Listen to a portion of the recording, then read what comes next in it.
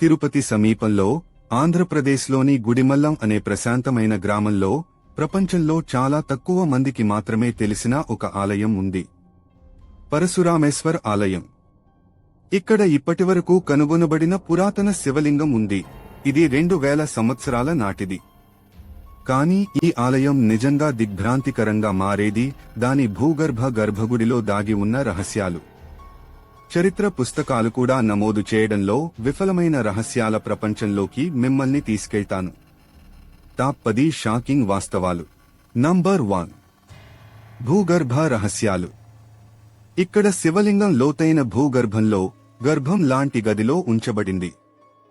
కొంతమంది పరిశోధకులు ఇది ఒకప్పుడు భూమి కింద దాగి ఉన్న సహజ గుహలు మరియు నీటి సొరంగాలతో అనుసంధానించబడిందని నమ్ముతారు. నంబర్ 2. మానవ రూప శివుడు. ఇతర లింగంలా కాకుండా ఇది శివుడిని గొడ్డలిని పట్టుకున్న గిరిజన వేటగాడిగా చూపిస్తుంది.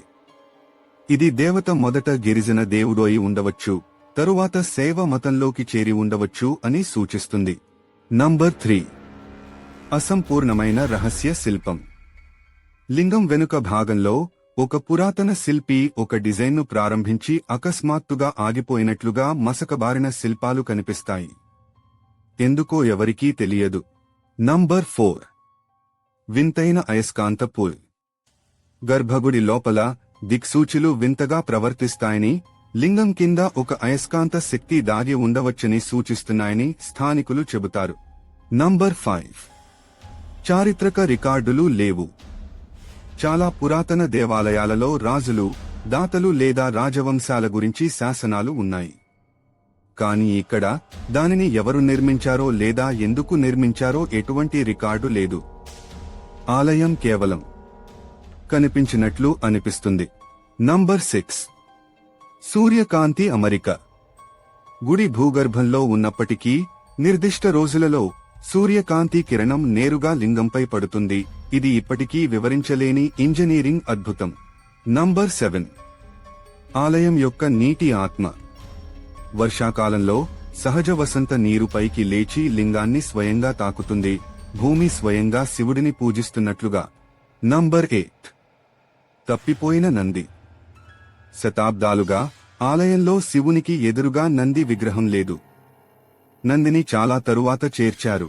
ఈ ఆలయం ప్రధాన శైవ సంప్రదాయాల కంటే పురాతనమైనదని రుజువు చేస్తుంది. నంబర్ 9. విశ్వాసాల కలయిక. ఆలయ స్తంభాలు హిందూ శిల్పాల కంటే బౌద్ధ చైత్యాలను పోలి ఉంటాయి. బౌద్ధమతం మరియు శైవ మతం ఒకప్పుడు ఇక్కడ సామరస్యంగా కలిసి ఉండేవని చూపిస్తుంది. నంబర్ 10. 2000 సంవత్సరాల అవిచ్ఛిన్న ఆరాధన. మరియు అన్నింటికంటే అత్యంత దిగ్భ్రాంతికరమైన వాస్తవం. యుద్ధాలు, దండయాత్రలు మరియు కాలం ఉన్నప్పటికీ ఇక్కడ పూజలు ఎప్పుడూ ఆగలేదు. 2000 సంవత్సరాలకు పైగా గుడిమల్లం లింగం ప్రతిరోజూ ప్రార్థనలతో సజీవంగా ఉంది.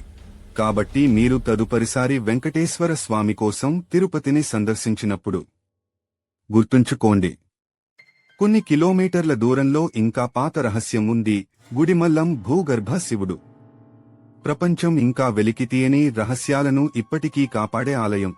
మరి ఇంకా మోర్ ఇంట్రెస్టింగ్ వీడియోస్ కోసం like, share and subscribe. And next ఈ టెంపుల్ గురించి తెలుసుకోవాలి అనుకుంటున్నారో కామెంట్ చేయండి.